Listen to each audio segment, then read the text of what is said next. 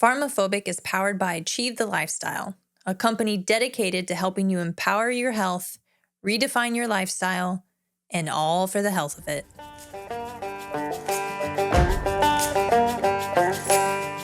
You're listening to PharmaPhobic, where we challenge the state of health in America. I'm Janie, a physician assistant, and I've seen how healthcare keeps people dependent instead of truly healthy. And I'm Dan, a veteran turned fitness pro here to uncover the truth and explore simple and sustainable health solutions. From big pharma to big food, we're exposing the conflicts of interest keeping us sick and finding better ways to take back our health. No fluff, no gimmicks, just real talk, real solutions, and a little bit of fun along the way.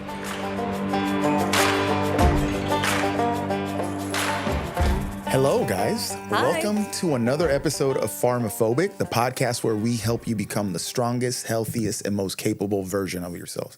I'm Dan. And I'm Janie. It's my lovely wife, Janie. He's sucking up this morning. So happy to be here with her. We almost didn't make it, guys. Once again, every now and then we have an episode where we almost didn't make it. Your boy cruised past an exit like a good 40-some-year-old, and I was late. And it was one of those exits where the next exit isn't right It's after. like all the way it's down. like 5 miles away. I was on my way to pick up my illegal milk, my raw milk, my cocaine milk. Yeah. And I missed the exit because I was on autopilot. I take this highway every day to go to work. And for some reason, I was acting like I was going to work. So I kept going. But we're here, and we got some health topics to cover with y'all. Yeah. What do you think, Janie? Are you still mad at me? I'm not mad at you. I'm sure she feels sorry for me. It's like old man syndrome. She's like, oh, he's getting so old. I feel sorry for you. And I'm also, it's more that I know the answer to why you struggle with time in the morning. Why is that? But you won't listen to me. Why do I struggle with time? You lack time efficiency and the ability to multitask. This is not accurate. We've only been together 7 years. She does not know me, guys. She doesn't know me yet. And okay. I have Which this. I know women are better at multitasking. Yes, you are. No doubt. But it's just, and maybe also because I feel, since I'm in the medical field, but I feel like parents are also good at this. You're good at triaging duties or tasks, right? Mm-hmm. Whereas like, okay, this needs to get done first and then this and this, where you just like bulldoze through your morning and just you're very laissez-faire. So multiple things there, and then we'll move on into our. Well, this kind of goes into what you're going to say regarding women later, Yeah. So it will come full circle. But just know that I love you, and I fully appreciate and know that I am fortunate to be able to complain about things with you. I wouldn't want it any other way. I just want to say that. Well, I get it, and I see that as my, first of all, multitasking. The older I get, the worse I get at it. And men, let's be honest with yourselves, y'all. We're terrible at this. And the older we get, the worse we get at it. We're not multitaskers. Now, I feel like I can do detailed work better, but don't ask me to do more than one thing at a time. I feel like you multitask way better than I do, but the level of detail is not the same. Mm-hmm. So there's that. But so I acknowledge that. The other thing is that I'm always rushing off to somewhere, like during the week, because client here, I gotta go here, take care of this, then come back to the gym, then go here, then I gotta go to this other gym, then come back to this gym. So when the weekend strikes and I don't have like clients booked out, I kind of want to like just not rush. And then next thing I know, it's like, oh my God, I gotta rush. You know what I'm saying? I appreciate that. So that is the problem there on Saturdays and Sundays usually. But to avoid the thing, I end up having to do the thing, which is terrible. We'll get better at that. Anyway. To do the thing. Okay. You guys ready for some health news? I don't know if that's what it sounds like when it's breaking news. This isn't breaking. This has been going on for a couple of years, but I got one for you. Okay. Last week, we talked about the Bovaer thing in the UK. Mm-hmm. And I'll get to why we'd like to talk about this. Because it's like, that's in Europe, Dan. Why are we worried about that? Okay, this one is something they call the nitrogen crisis in Netherlands. But it's actually going on in Netherlands had this issue. Belgium had it. France had it. Scotland, Ireland, like a lot of these places have this issue. And it's their governments, were in certain cases, because Netherlands had a change in government, they're basically buying up farmland to keep the farmers from having livestock and that sort of thing. So in the name of protecting the environment or whatever, the government is forcibly buying land. So it's not like they're showing up and making an offer on your farm. They're telling you, we're buying your farm. Here's what I'm going to give you, and you're going to sell it to me. Sounds suspicious, even if they were coming and just asking to buy. Exactly. Yeah. And you're going to give it to me because I have to keep you from having cattle and livestock on this land so that we can, quote unquote, protect the environment.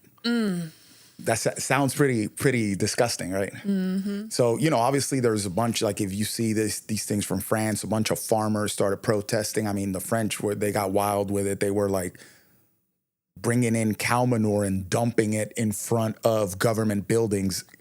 Crazy. That's a wild form of protest. But the whole thing here is, what is you doing, boo-boo? Why are you forcibly buying land from these people to keep them from having cattle and livestock? It goes back to, the cow farts, that sort of thing. Here's where the logic that escapes me, because it's not like they're just going to preserve that land. Like, hey, we're not going to have cows on it. We're just going to have land. They want to put food factories, because you're essentially keeping food from being harvested, right? They want to replace this with food factories for more environmentally friendly options, right? So what are we talking about here? Lab-grown meat, okay? We're talking about the fake synthetic stuff, the Beyond Meats and that sort of thing. So question, in order to make something that's processed healthy for you, what do they have to take out of it? In order to make something that's processed for you. If you have to make something healthy, like plant-based meats and processed foods and things like that, in order to make it healthy, you have to remove the unhealthy things or the processes of which making that involves a unhealthy chemical, right? Mm-hmm. So what are they doing with that unhealthy stuff, that toxic stuff? I'm not following. Okay. What are you trying to say? I'm just saying that putting food factories is going to make toxic waste, whether in fumes, the stuff that they extract from things to make them healthy. Where is that going to go? And does that equal the negative effects of cow farts? I'm going to say no. So good point. So you want to replace a natural process that's been going on for millennia, because it's not like cows popped up on Earth, 20 years ago. Essentially, you're trying to say that the circle of life is not healthy. Oh my God. What? That didn't sound like Elton John? Oh, no? God. Yeah, Interesting. The whole thing is you're taking out a natural process to protect the environment, and you're going to replace it with a fake one. So in a lot of these cases, in this Ireland, Scotland, they're doing this thing where they're buying up the land, they're taking these cattle, and it's not like they're slaughtering the cattle and giving away a bunch of meat and feeding people. Hey, we're going to get rid of these cattle anyway, so let's feed a bunch of people, let people fill their freezers with this meat because we got to get rid of these cattle. They're just killing the cattle. And nobody's getting fed. Yeah. Fam, does that sound?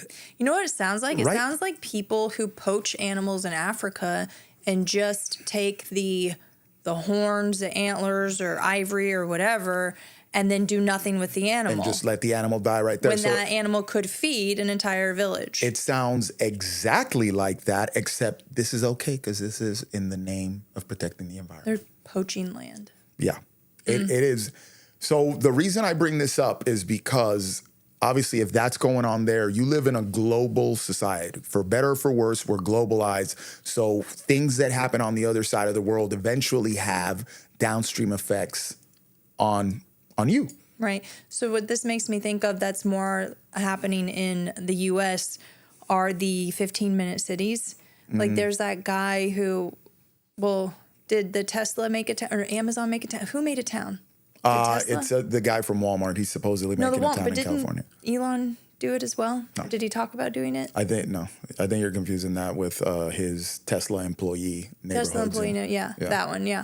And then, yes, the guy from Walmart is doing it to make like a town where you live, you work, you don't like everything's provided for you, but you have to stay within the town. I don't know the restrictions on being able to leave or not, which then makes me think about if anyone's seen the movie, sorry to bother you.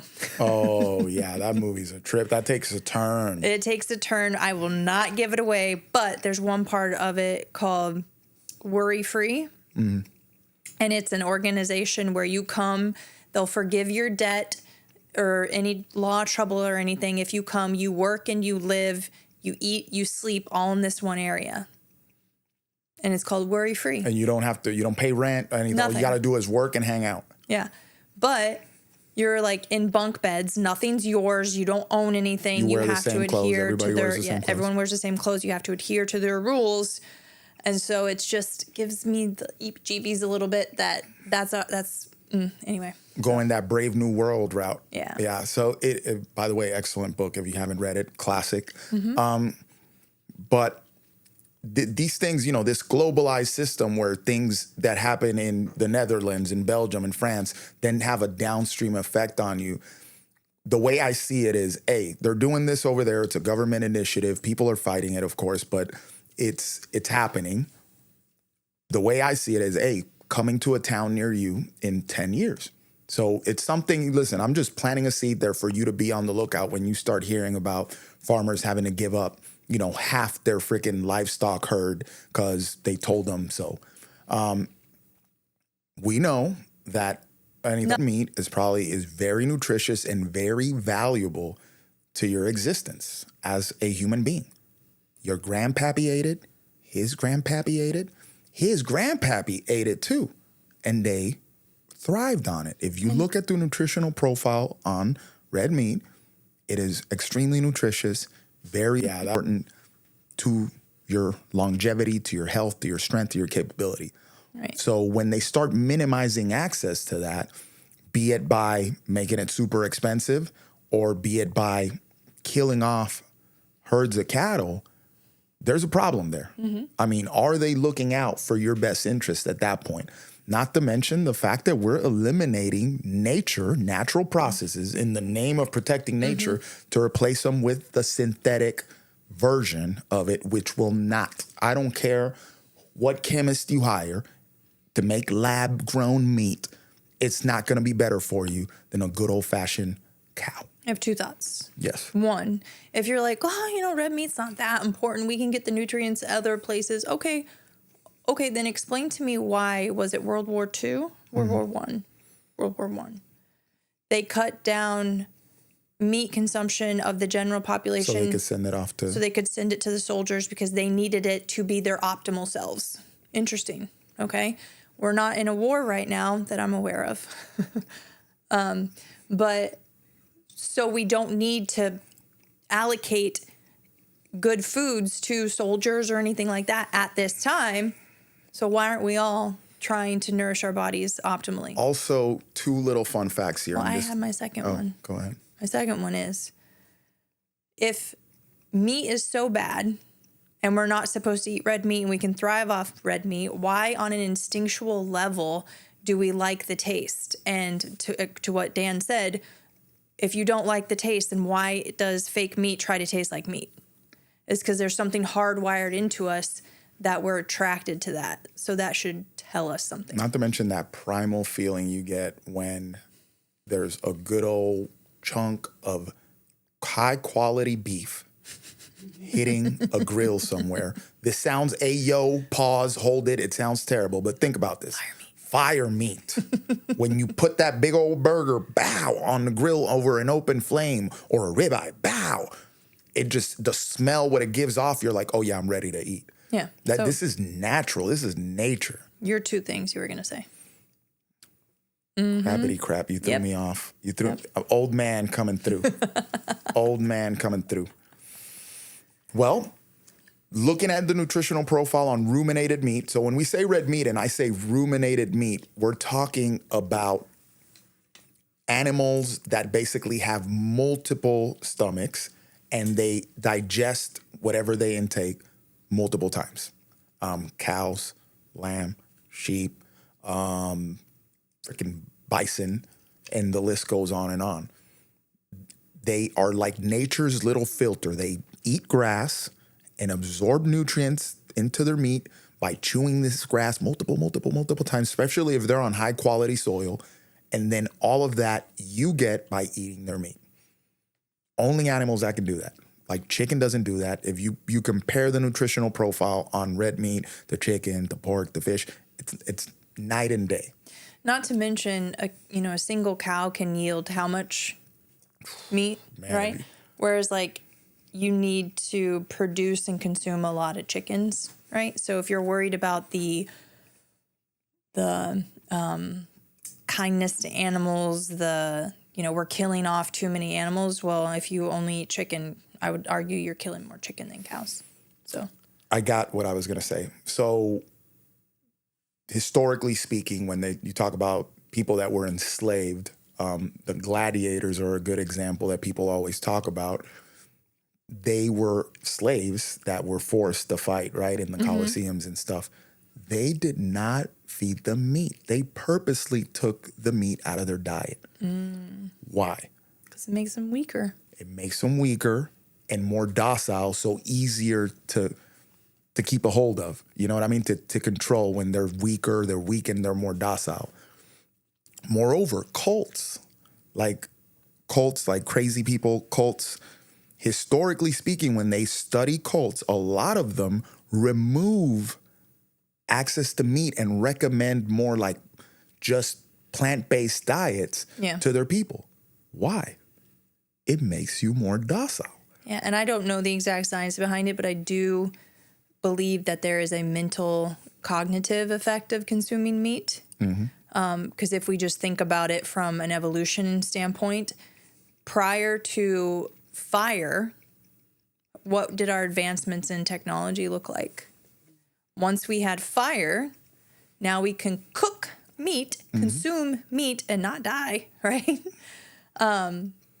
We started I think it does show brains became bigger, we could think more, and then, things, so. Really interesting there. But anyway, something for you to think of, plan it in your head. Like, listen, restricting people's access to high quality meat is not a good idea. It's going to work against your health. Period. Point blank. So always try as you can to buy high quality meat or buy from a local, farm. If you have the ability and space to buy a quarter cow, half a cow, whatever, do that. You're supporting a local farm. If you have the ability to go get raw milk in the morning, even if you take a 10-mile detour, go do that because we're supporting a local farm. I think that you funny. You think you funny. You think you funny. But I think the more, because right now that stuff, there's a little bit of price to it because not that many people participate in it. But if we get more people to participate in things like that, in these throwback ways of eating, these old school ways of eating that are way less ingredients, way cleaner, way friendlier to the environment, way friendlier to the soil, then you start commoditizing the process where it becomes more and more common and the price of it starts coming down because more people participate, you can spread the cost. So that would be the thing. I mean, hopefully, I hope and pray for a future where, people are eating more grass-fed beef because it's more easily accessible and things like that. And I'm pumped because I went grocery shopping last night and Sprouts had eggs from an Amish farm, 30-pack. I bought that up so quickly. I like that. When you have eggs, first of all, anybody ever seen like a farm fresh egg? Like if you guys... A little poop on it? With a little poop on it. Maybe it's got a little feather on it. But you don't have to put them in the fridge. No. They can sit out in the countertop. That's crazy. Isn't that wild? Like, just saying, nature took care of some stuff for us, and we're over here trying to mess with it. Okay. I was just having this conversation. Sorry, side tangent at work the other day. Like, we need to stop messing with nature because, so we're in Florida, but how long ago was it that those killer whales like took over sharks as like the top predator and like are organizing attacks on humans? Is this in South Africa, I think? I don't remember, but I just remember vaguely seeing it in the news. So anyway, that happened, right? And now more recently, an alligator ate somebody who was kayaking, a woman. Oh, yeah, right? yeah. She was And video. then- That's creepy as hell. And separately, they had to close down a popular place for kayakers in Florida because at least one alligator, I think it's plural, were like hunting, like showing hunting characteristics of humans. We need to be careful because I mean, you take away our technology, we are not the apex predator. No, he isn't. I mean, I'm sure we could still make stuff to defend ourselves from these guys like they used to do back in the day when they were hunting woolly mammoths and stuff. But man, But we won't if we don't eat meat. oh no, you'll be too weak. You'll be too weak to fight the woolly mammoths and the big I brought ass my tangent back gators. full circle. Okay, go. Next Okay, subject. next topic. Signed, sealed, and delivered there, guys. Don't let them take your meat away. Anyway, let's talk about sit down and chill here for a second. What do I mean by sit down and chill? It's like, hey, boo-boo, you're doing too much. I don't think it fails that we end up talking to people that are pursuing health. Hey, bravo, you're here. You're worried about your health and you want to do stuff for your health. We love it. We're here for you. Because there's gazillions of people that aren't doing a single thing for their health. But we want to talk to the people now that are doing too much. So if you haven't gathered, PharmaPhobic, we want to bring people along that have never thought about their health, and we want to get them thinking about their health, and we want to get them moving in that direction. But we also want to talk to the people that are like Brad, you're doing so much that you're coming back around to where you're actually messing your health up.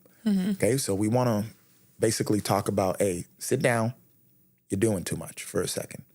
What comes to your mind when I say that? Women. Sorry, ladies, but you Well, are. so here's where I was talking about earlier, where the discussion of what happened this morning will come back to when we talk about women. Just naturally, us women take on more. We just do, okay? Because one thing is men can't multitask or are not as good at it. You said it yourself. Bam.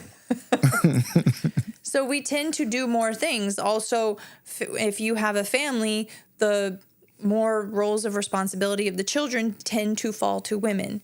Commonly, I'm not saying that's true for everybody, okay?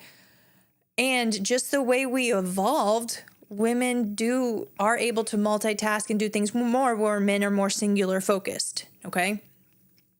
It is what it is. Now, because of the stress that can cause, women think that, I need to work out, I need to do more, I need to get all these workouts in. They don't see the results they want, so they're like, well, I obviously am not doing enough, so I need to do more and more and more. But now, because at a foundation, we already have more on our plate, you're just heaping on more and more, and then it becomes too much. And so that's why we mean, like, you need to just sit down and chill. Less can be more if done the right way, which then can also lead to get a coach. Yeah, we enter the quality versus quantity argument here, where people start, it's easy to default to volume, and this applies to training, but I'm talking about the whole shebang of health. It's easy to default the volume as the answer. I just need to do more. I just need to do more. I just need to do more. Versus looking at the quality of the things that you're doing and saying, I'm not doing this well enough. I'm putting in a D- effort here, a C+ effort there, a B effort here, instead of putting A+ effort into 2 or 3 things. Mm-hmm.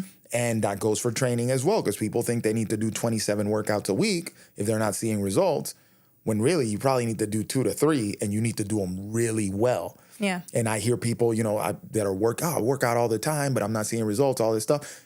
Take them through one workout. I'm like, yo, you're just not training hard enough, and you're doing a lot of stuff, but the stuff you're doing, you're not doing well. Yeah, you said it this morning. Don't mistake activity for achievement. Yeah. To a point. Like Dan said, if you're a novice person, like this is your first time going to the gym, just do activity. Yes. Yep. Just get acquainted with movement. That's the gym, phase of like the operation, right? You're in at that point. But if you've been working out and you're not seeing the results you want, what are your goals? Like, can we establish some goals, whether you make them up or yourself, they're your own personal ones, or I want to do this event. I want to do this race or this competition. Okay. Now let's work towards that, because now we then have a benchmark to hit, and we're not just doing random stuff to sweat a little bit and then leave.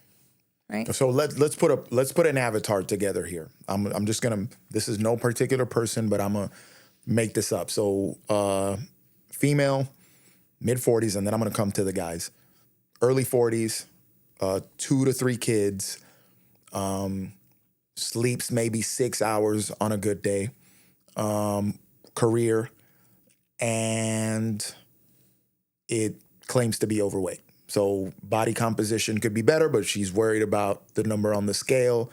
I'm overweight. Okay. Now, things you tend to see: HIIT workouts multiple times a week. Okay.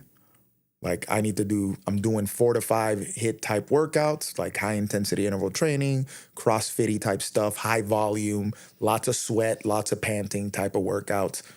I'm not seeing any results. I'm eating 15, 14, 13, 1,200 calories. So I'm taking calories away because I'm at 15. It's not working, so I need to go lower. So you could say that's adding more because you're adding more of a deficit. More of a deficit calorically. Now, historically, if you're in your 40s now, you grew up in the 90s, so you grew up looking at these silly-looking women on the covers of Vogue and Cosmopolitan and all these BS magazines. So you think, you have this society messed you up in the head with the skinny thing and all this other stuff and obsessed about your weight. So women like this tend to have been in caloric deficits or dieting in some way, shape, or form for the majority of their lives. They've probably been dieting since freaking middle school. Mm-hmm. So you have a chronic caloric deficit of years and years and years. Okay. Now, and then you're doing these HIIT workouts, you're chasing after kids, you're not sleeping enough. You go to work, you're getting after it at work. You ride in traffic to go to work, all this stuff. Now, what you tend to see is, okay, I'm working out 5 times a week. I'm taking these supplements or whatever. Something's missing. So what do? They add another workout, more HIIT. No, I need another supplement. There's one supplement I'm not taking yet. Boom, add another supplement. Nope, I need to add something. I'm eating 1,400 calories. I need to go down to 12. You see what I'm saying? Mm-hmm. And this is where you're doing quote unquote healthy stuff. Like, hey, I'm eating at a caloric deficit. That can be misconstrued, but I'm eating quote unquote healthy. I'm eating healthy foods, but if you're just not eating enough of them, but I'm eating healthy foods, so I'm going to eat less. I'm working out. I'm going to work out more, and what you're doing is just basically overwhelming your system with measures. Hey, I'm taking, vitamin D. Nah, I need to take some obscure supplement or peptide or whatever the hell and add that to the regimen. And next thing you know, you're taking 35 pills 2 times a day. You guys see how this not only becomes overwhelming to keep track of, but you're making it more complicated and your system's like this, like, It's like that meme of the guy that's burnt and his hair is like burnt back. And it's like, that's you. That's you right there. Their system's like begging you for mercy. And how does it beg you for mercy? You stop seeing results. You shut down. Your body's like, I don't want to lose weight. Yeah, everything slows down. Everything slows down. I don't want to put on muscle. When I work out, it takes me 45 minutes of mobility just to make my body feel like it can do stuff because I'm so tight and constricted. And you're like, well, I need more caffeine, or I need a pre-workout, or I need some sort of supplement to bring the energy up. Yep. And so the biggest thing is that it's very common. I would say we both have been there in some capacity, whether intentionally or unintentionally. Mm-hmm. And so we need to take a step back. We need to focus on nourishing our body. So feeding the body more, peel the workouts back volume wise and make them make them higher in intensity and have some intent in them, and prioritize things like sleep, stress management, stuff like that. Because when it comes to working out, we want it to, yes, it's a stress on the system, but meant to build you up. It's not meant to tear you down and make you feel worse. So peel back there a little bit, because you said make the workouts more intense. We got to set the distinction between the intensity that we're talking about and the intensity that you're thinking about.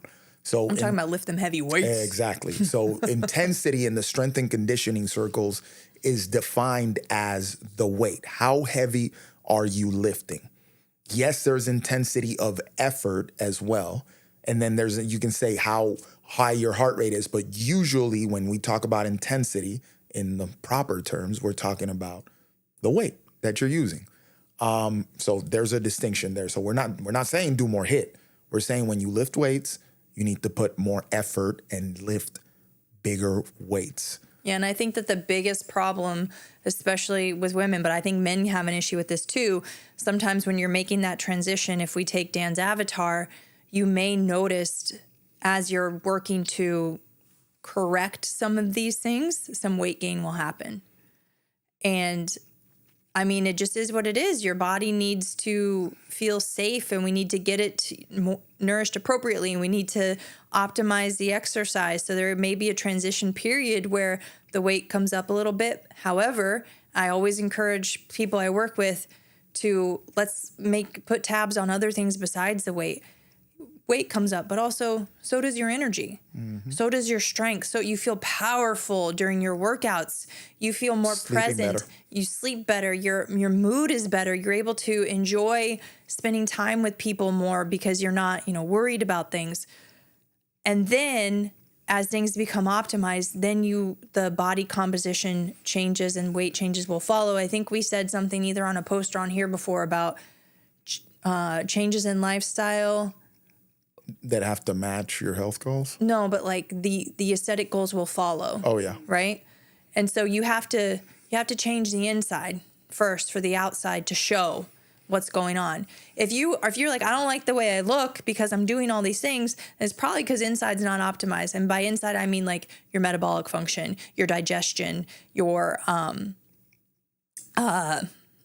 stress management, so your I guess it would still be your metabolic function, your mood, so your nervous system. There we go. Your nervous system's, balanced out. Like, are you spending a ton of time in the sympathetic part instead of this parasympathetic part? So I that's why the tagline is strength, health, and capability. Yeah. Like I didn't say show me your abs. I didn't say, oh, you look great. It's strength, health, and capability.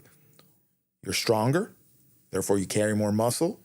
That down the stream on that's going to affect your body composition. And it's totally genetic too, because, and this isn't to like tout myself in any way, because I tend to carry more weight in my butt and thighs. And that's why we're married, guys. And so it is, even when I was like at a heavier weight, people would always be like, oh, your abs. And I'm not saying I have a six pack or anything like that, but I tend to gain weight in my midsection last, okay? My butt and thighs earlier. I know women who carry more in their midsection, but I would kill for their butt and thighs. They look great. And so you also have to know that your body type is not going to match what's on the internet, what's on the magazines, what's on Instagram. You have to stop looking for external validation and start working on yourself and feeling good inside yourself, and then working from there. And a mechanism to doing that is, what can your body do? Like, what can it do today that it couldn't do yesterday? There's power in that when you work for capability. Yeah. I was working with a client and she's like, I want to deadlift 300 pounds. I was like, let's go. And so I was so happy she said that. So I'm like, screw watching your weight, like monitoring it. Like, yes, we can, but let's not let that be a focus. Let's let the 300 pound deadlift be a focus, and let's work on that. And I think that she can get there personally. Well, so. I mean, and what happens on the road to 300 in her case, there's a lot there. Like, there's going to be body composition changes that are going to be very favorable. You got to train a certain way. You got to make sure you recover a certain way so that you can hit another, heavy workout, et cetera, and things start working in your favor at that point. What you said, going up to come back down, especially with women. And I went through this as a dude too, because I had to get thick. Oh my gosh. So we did the opposite. When we got married, we both put on weight, like before the wedding. Most people, and at the wedding. And then afterwards, because we were kind of going through this transition period, we both had been at caloric deficits for too long, high stress, very unhappy. And doing high intensity workouts multiple times a week. And yes, we were very fortunate to have each other to support you know, because we've talked about that before. When you don't have a partner who's on the journey with you, it can be harder. But yeah, prior to and for our wedding, we were thick. Now, yes, but the morning of.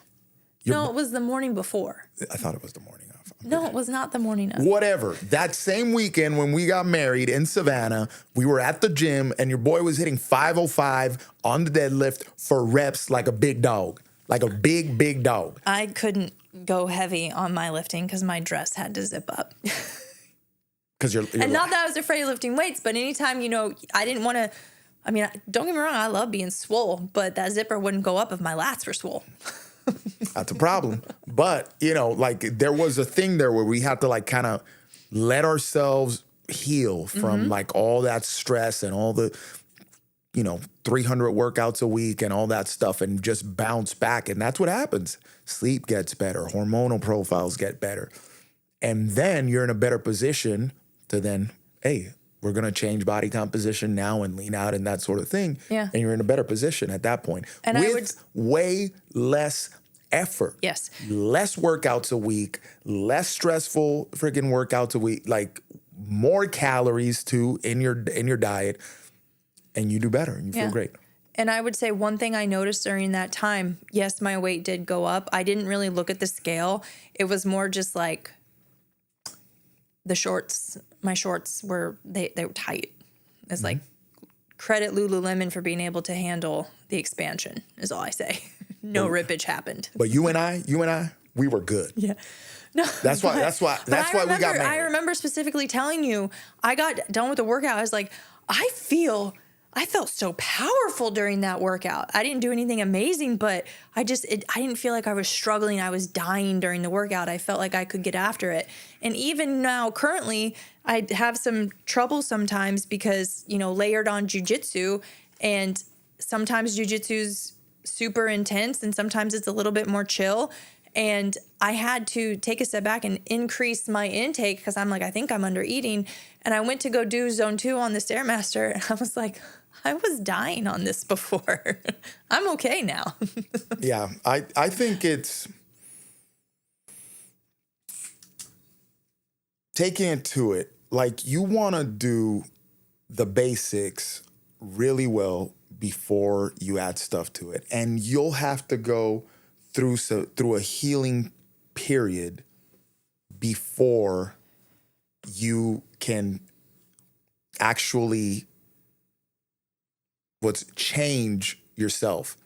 Does that make sense? Mm-hmm. Like you're going to have to, if you start trying to get healthier and you have a whole list of things that you have to do, you're going to have to go through this process of healing. If you were fit in that avatar where if you've just stressed your system to the gills and now you're like, nah, I really want to see results and I want to maximize my health, you might go through a period where you're going to feel like you're regressing. So what we're using as metrics for success are going to be different. It's going to be about getting stronger. It's going to be about feeling better. It's going to be about improving blood work. It's going to be about doing stuff today that you couldn't do yesterday. Hey, my cardiovascular endurance is better. I went on this hike. I couldn't handle it a year ago. Now I smoked it. You know, that sort of thing. So before we go adding 25 other things to your health regimen, let's make sure that we are doing, let's say you start doing things and you're doing them at a C- level. How do we get them to a B+ before we add something else? Mm-hmm. And you got to be honest with yourselves because you know damn well them workouts could be better now.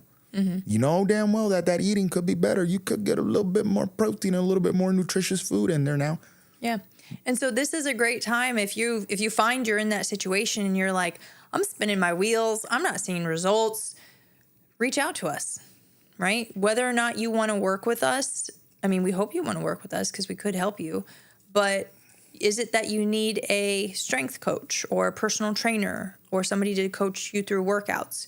Do you need a nutrition coach? Do you need, and we can sort of help tease out what could be most beneficial for you. Or do you need help coordinating all of it? Like, I think that's what we end up that's doing what really we're well. unique is we can coordinate all of it, but sometimes people don't need it all. Well, but I'm saying Yeah. coordinated in a sense. We're like project managers of health. You know what I Yeah. mean? It's like I can tell you about workouts. I can tell you about nutrition. I can tell you about sleep. I can tell you about all these little lifestyle things that scheduling, planning, and all this sort of stuff. And we can help bolt it on to your life, basically. Be like, use this strategy, not that one, because what you're doing here and here, this fits better with what you're doing.